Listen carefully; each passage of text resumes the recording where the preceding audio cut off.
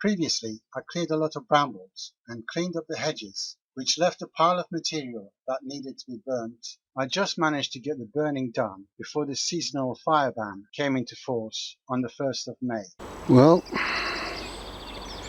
that big pile of brambles and hedge cuttings is gone.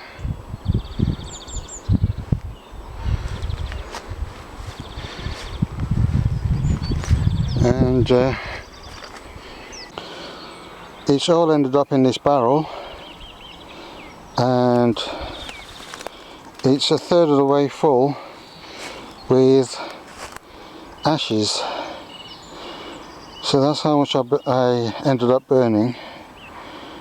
Now the ashes will come in useful for putting on potatoes and other root crops and round fruit trees, so it will be useful, but I've got rather a lot of it. You only need a little sprinkling, but I've got quite a bit, so I've got a lifetime supply, I think.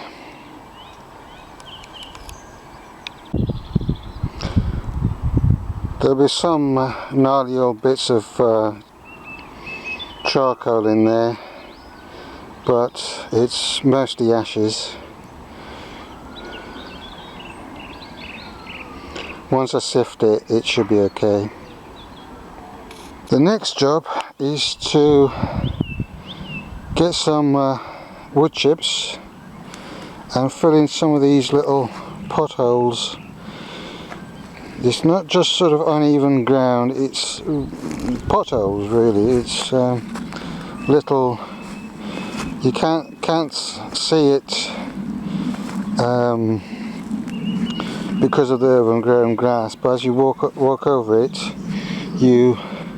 so you can sort of feel that, like there, it sort of suddenly drops by about 10-15 centimeters. And it's a little hole about 50 centimeters across, so somebody must have been doing a bit of digging and don't know what's happened. But there's quite a bit of uneven ground here, so I'm going to get some wood chips and fill it. So it's a little bit more even, because to put the weed fabric down and lay out the beds, I need to have the ground level, otherwise the weed fabric won't stay put. I can't nail it down, so that's got to be done first.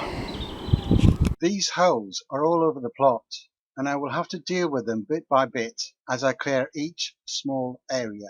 We seem to have a profusion of ants on top of this table, so that's a potential problem we need to think about, because they'll be, if I put certain seeds in, they'll nick it. Small seeds they'll just take away, so that's something to bear in mind. I've done a bit of shopping. I needed some new wheels, so I bought myself a shiny new galvanized wheelbarrow. Well, as I haven't had a chance to sort of put any compost and manure on the beds early, I've bought some soil amendments, some natural chicken manure, some seaweed and some powdered lime, and I've got some fish blood and bone as well, so that will give us a bit of amendments that are natural, as it says, 100% natural fertilizer, because I don't want to buy the commercial stuff.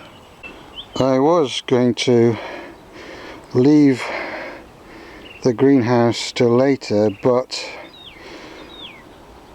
I've got that many seedlings at home that I'm running out of space, so I'm going to have to bring some here, even though the beds aren't ready. and if I can get this greenhouse up, clear it out, and then I can use the space to just put the seedlings in, just to keep them out of the rain until they're the size they can be planted. The polytunnel is not in a fit condition to be repaired, and the roof has collapsed, trapping water in some areas. The supports are broken or collapsed, and it's not worth repairing. I cleared a bit of space at the front and left the pots and weeds at the back to deal with later. I found this bath and its panels and trim in a skip, so I asked permission. So that will be the new wormery, back where the old lots of glass and metal plate and old carpet was, so it'll go there. I had to push the bath from the bottom of that hill all the way up. Doesn't look that steep, but when you're pushing a bath it's quite steep. And then I had to take it up here, up there to that junction, and then up the hill to the allotment gate, and then up to my allotment. So it's from that junction up here and around here,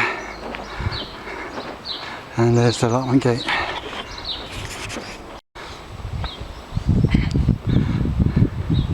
And as I got about here,